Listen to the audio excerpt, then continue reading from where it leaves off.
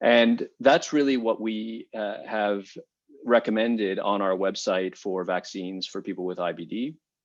You can go to the website to get this nice handout PDF, which was recently made available a few weeks ago, really for everybody to summarize all of the information. And you can see here, these are our recommendations for people with IBD regarding the COVID-19 vaccine that essentially discuss with your physician, because there still is limited evidence about the safety and effectiveness of the vaccines in people with IBD, although you'll hear from Dr. Lees very shortly that evidence is growing.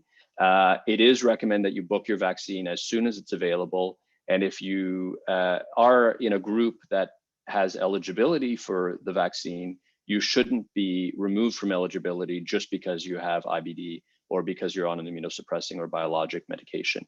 And which vaccine is recommended? We are still saying that the best vaccine recommended for you is the first vaccine that you are eligible. As we saw from Dr. Chan's numbers before, do not delay in the hopes of getting an mRNA vaccine at this stage, especially if you're 30 years and up. It is well worthwhile to get the AstraZeneca and Johnson & Johnson vaccine if it becomes available to you. What has changed somewhat is this recommendation, or at least our advice and our advocacy, that people should be getting the vaccine in the manufacturer's guidelines, which for Pfizer is 3 weeks apart. The second dose is 3 weeks from the first, and for the Moderna and AstraZeneca is 4 weeks apart.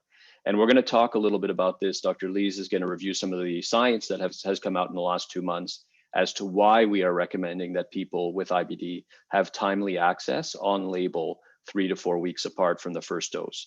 And this is really advocacy at this stage. Unfortunately, the ministries of health have not acted on this, and most people are still being forced to wait 4 months, even if you're on a biologic or immune suppressing medication.